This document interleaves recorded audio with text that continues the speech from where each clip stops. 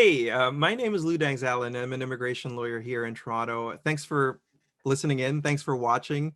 I have here with me my colleague, Will Tao, who needs not a lot of introduction because he's been around. And we're going to break the ice right away. But Will, go ahead and introduce yourself. Hi, everyone. My name is Will Tao. I'm an immigration and refugee lawyer based out here in Vancouver. I'm grateful to be practicing on the unceded and stolen territories of the Musqueam, Squamish, and Tsleil-Waututh nations. I also recently learned of a new nation, the Kaket Nation, which I should be recognizing as I've recently moved and relocated to Burnaby. So that's where my hometown is now, and I'm really grateful to be on this podcast, and I'm looking forward to and really excited for what's to come. LJ, tell me about where are you situated? I think it's important to Yes. recognize Indigenous lands and So yeah, especially I'm actually based out in the Greater Toronto area. I'm specifically in the city of Mississauga, and I would like to acknowledge that we are on borrowed and stolen lands from the Mississaugas of the New Credit First Nations here in Ontario.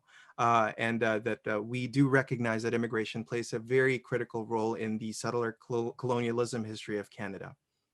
Exactly, and I think both our practices, and I think is a theme of this podcast, and who those are to those who are listening, we want to reflect on the history of immigration, the history of exclusion, and the backs off whose lands have been colonized, and that's really important as we discuss the issues that we're going to be discussing, but in a different way. So, LJ, tell me about how did we first meet, and how did we come up with this idea to do a podcast? Let's break down the story. That's a good one. 2013, it was my first year in law school, and I saw your name first time around. It was with the Asian Law Student Society. I was at a pub just across the University of Ottawa. We were having our meet and greet. I don't think you were actually there, but I did hear of your name. You were, I believe, on a letter of exchange, letter of permission with the University of British Columbia at the time. You were I was having. in China, actually. I was Were in you China. I was in Chongqing, China. That's where That's I met even my better. spouse too. Yeah, but that's where I was. Yeah, but I heard of you as well through the grapevine. It's a very similar story. I mean, it's Yeah. it's a very, very tight community, the Asian Law Student Society over the University of Ottawa's Faculty of Law. I was in my first year, and Will was on exchange, living the life out in China. But I believe he was one of the execs over at the ALSS, and eventually I followed his footsteps and became co-president with one of my best buds in law school, Tay Chong.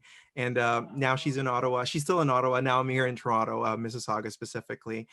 So yeah, that's how we met initially, like indirectly.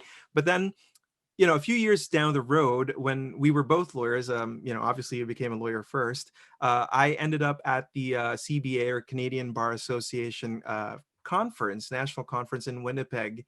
And I think I volunteered to be your Twitter buddy for the French Twitter Yes. account. I And was social media coordinator, and I was struggling. I was like, we need someone in French. My French has been my worst subject. Shout out to all those who are struggling with French. I know English is hard enough for many people, but French is a very difficult language. I know LJ is incredible at both languages. Definitely an asset. But thank you. You saved me that conference. Well, you saved me a lunch at that day. I mean, we went to Jollibee. I enjoyed my spaghetti and my chicken joy. I hope you did too. Yes.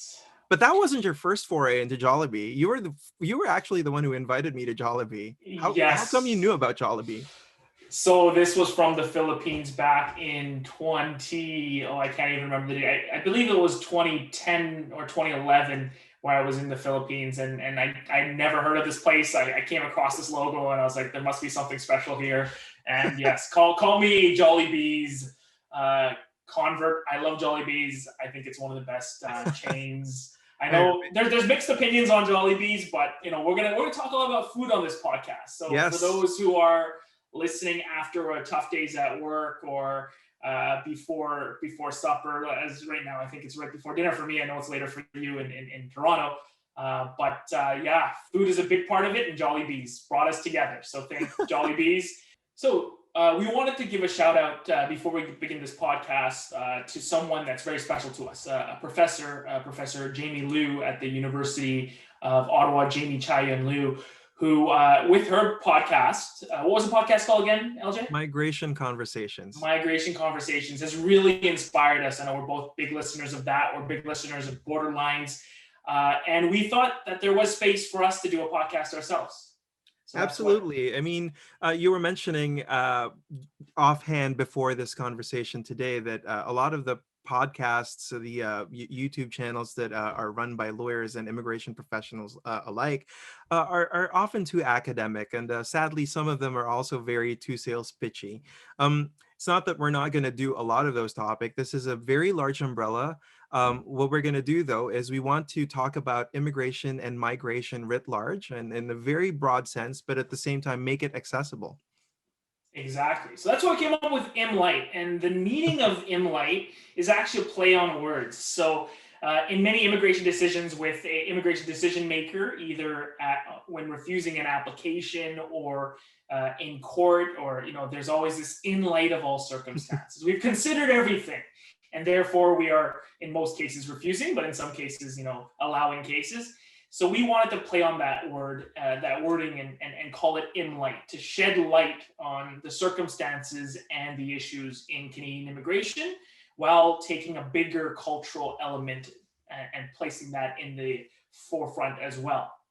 So, if you're one of those immigrants who came to Canada or who are, still planning on coming to Canada, that's sort of, we're trying to design this podcast for you, essentially, something that you can listen on your way to work, while you're driving, taking transit, or even, while having dinner.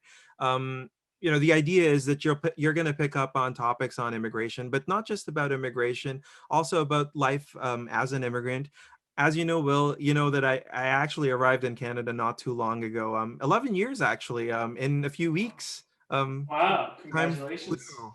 Thanks. Yeah. It was an exciting time. Also, a lot of anxiety, to be honest. A new chapter in your life, a new country, a lot of unknowns.